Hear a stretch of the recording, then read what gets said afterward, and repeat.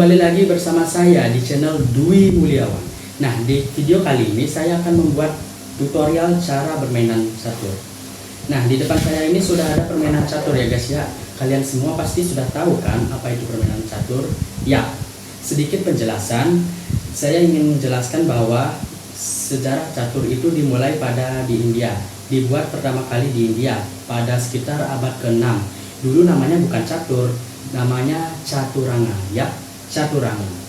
Nah, tanpa basa-basi lama lagi, ayo kita langsung mulai ke tutorialnya ya guys ya. Let's go.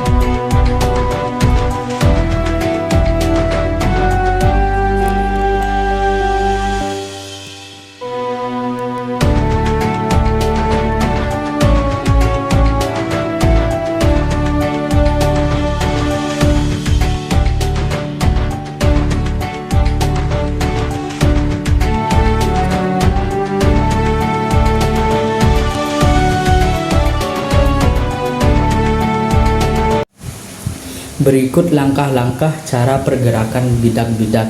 Yang pertama adalah pion. Cara pergerakan pion adalah langkah pertamanya boleh satu langkah atau dua langkah. Nah, jika sudah melangkah dan musuh misalnya melangkah ke sini, maka seorang pion tidak boleh melangkah dua kali lagi, hanya boleh satu kali hingga seterusnya. Dan bagaimana cara makan musuhnya? Cara makannya adalah misalnya musuhnya di sini, pion musuh di sini, pion putih di sini, pion hitam di sini. Maka misalnya hitam mendapatkan gilirannya, berarti hitam bisa memakan putih dengan cara jika putih berada di sini, maka ia bisa memakannya. Namun jika putih berada di sini, ia tidak bisa makan ke depan. Atau jika pion ingin ke belakang, ia tidak bisa, atau ke sini, sini tidak bisa. Putih berlaku pada putih dan hitam.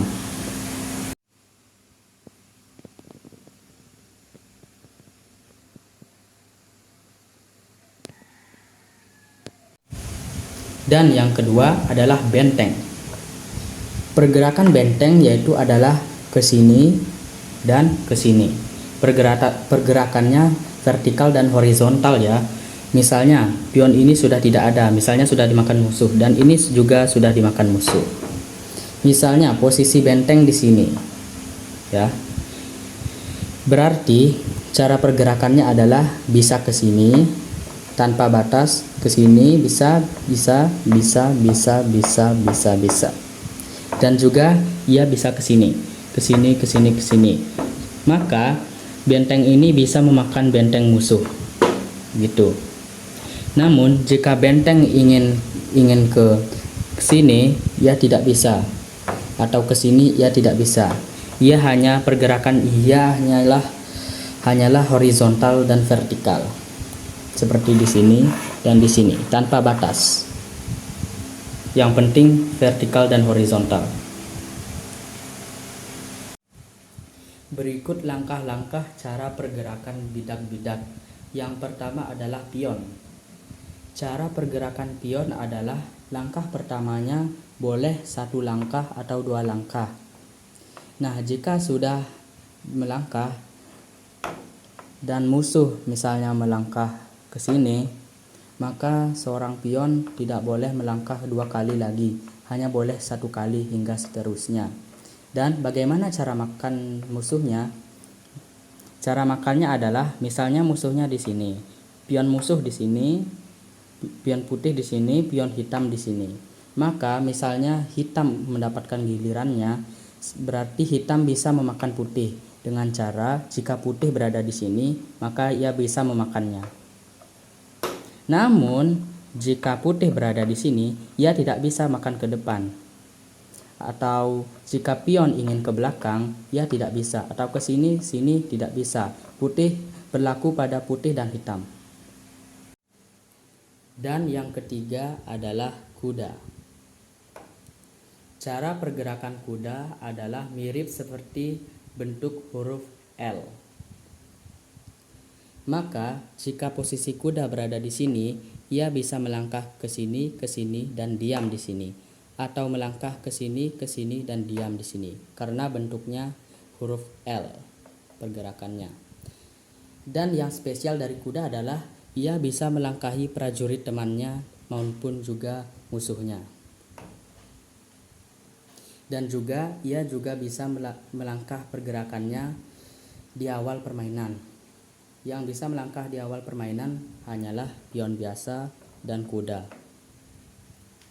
Dan bagaimana cara memakannya? Misalnya, kuda putih berada di sini dan kuda hitam berada di sini. Jika ini giliran kuda hitam, maka ia bisa memakan kuda putih dengan cara melalui dari sini ke sini dan ke sini. Mengapa? Ya karena bentuknya pergerakannya huruf L. Atau misalkan kuda putih berada di sini dan kuda hitam berada di sini, maka ia juga bisa memakan kuda putih jika memang kuda hitam yang duluan bergerak dari sini ke sini dan ke sini. Mengapa? Karena bentuk L dari sini L, sama seperti tadi, intinya huruf L pergerakan kudanya. Dan ini berlaku pada kuda putih dan kuda hitam. Dan juga kuda juga bisa melangkah ke belakang. Misalnya ia ke sini, dan ke sini, melangkah ke belakang dia. Tidak seperti pion yang tidak bisa melangkah ke belakang. Kuda bisa melangkah ke belakang sama seperti benteng yang arah pergerakannya adalah vertikal dan horizontal. Dan yang keempat adalah gajah. Cara pergerakan gajah adalah bentuknya seperti diagonal. Bentuknya diagonal. Selain diagonal, ia tidak bisa bergerak.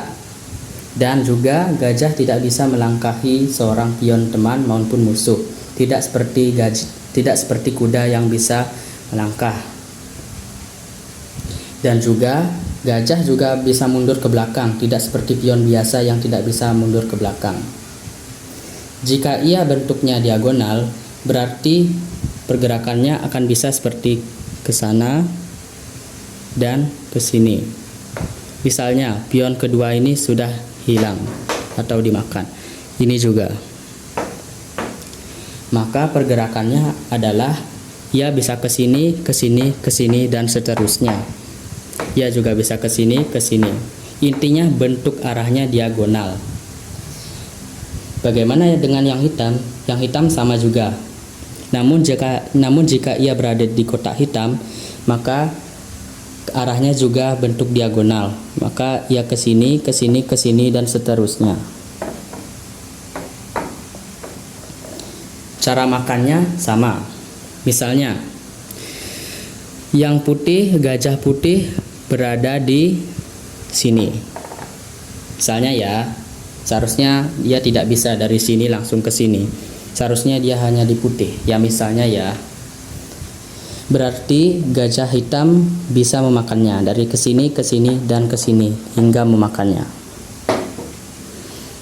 Berlaku pada gajah putih dan hitam. Dan yang kelima adalah ratu. Cara pergerakan seorang ratu di dalam permainan catur adalah berbentuk tambah dan silang. Namun seorang ratu tidak bisa melangkahi prajurit milik dirinya sendiri atau musuhnya, tidak seperti kuda yang bisa melangkahinya. Dan juga ratu bisa mundur ke belakang, tidak seperti pion biasa yang tidak bisa mundur ke belakang. Di dalam permainan catur hanya seorang pion biasa sendiri yang tidak bisa mundur ke belakang. Jika seorang ratu dalam permainan catur arah bentukannya adalah tambah dan silang, maka pergerakannya adalah seperti berikut. Misalnya pion ini hilang dan ratu berada di sini, maka pergerakannya dia bisa ke sini, ke sini, ke sini, ke sini, ke sini, ke sini, ke sini, dan mundur ke sini, ke sini, atau juga bisa maju ke sini, sini, dan juga bisa makan ini langsung. Juga ia bisa melangkah dengan pergerakan silang. Silangnya berarti seperti ini, seperti diagonal, seperti pergerakan gajah. Ia bisa ke sini dan makan langsung itu, ke sini, atau ke sini, atau ke sini, ke sini. Berlaku pada ratu putih dan ratu hitam. Yang keenam yaitu raja. Yang keenam dan yang terakhir adalah raja. Cara pergerakan raja adalah ia bisa maju ke depan dan mundur. Bentuk pergerakannya adalah tambah dan silang, sama seperti ratu. Namun langkahnya hanya satu kali, tidak bebas seperti ratu. Misalnya, raja di sini. Oh iya, raja juga tidak bisa melangkahi prajurit sendiri dan juga prajurit musuh ya. Namun ia bisa mundur ke belakang. Pergerakannya adalah bisa ke sini, yaitu bentuk tambah, dan juga bisa ke sini. Silang dan tambah. Namun ia hanya bisa satu langkah saja, tidak bisa panjang seperti ratu. Berlaku pada raja putih dan raja hitam. Dalam permainan catur ada yang dinamakan skakmat. Skakmat adalah kondisi di mana seorang raja dalam permainan catur sudah terskak atau sudah tidak bisa melarikan diri kemana-mana lagi. Nah, skakmatlah yang menentukan akhir dari permainan dan hasilnya. Siapa yang menang dan siapa yang kalah. Misalnya, seorang bidak-bidak putih ditakdirkan untuk menang. Bagaimana caranya bidak-bidak putih untuk mengalahkan bidak-bidak hitam? Cara untuk menyelesaikan permainan ini adalah sebagai berikut. Misalnya, pion putih ini dimajukan 2 langkah. Dan pion hitam juga membalasnya dan mengancam pion putih untuk dimakan. namun pion putih mengabaikannya. Ia lebih memilih memajukan kuda kemari. Dan pion hitam tidak meladeni itu dan lebih memilih memakan pion putih tersebut. Namun kuda putih mengabaikannya, lebih memilih berjalan kemari. Dan lagi pion hitam mengancam kuda, namun diabaikan lagi. Dan bidak-bidak putih lebih memilih seorang ratu untuk dimajukan kemari. Dan skak, raja hitam skak, bukan skakmat ya, skak. Karena raja hitam sudah skak, maka pion hitam dihalang untuk diarahkan ke depan untuk menghalangi seorang ratu putih. Namun lagi diabaikan, dan putih lebih memilih untuk memajukan gajah kemari. Dan pion hitam mengancam putih dan memakan ratu putih. Namun putih tetap mengabaikannya dan terus lanjut. Dan skakmat, raja hitam sudah tidak bisa kemana-mana lagi. Permainan selesai, dimenangkan oleh bidak-bidak putih.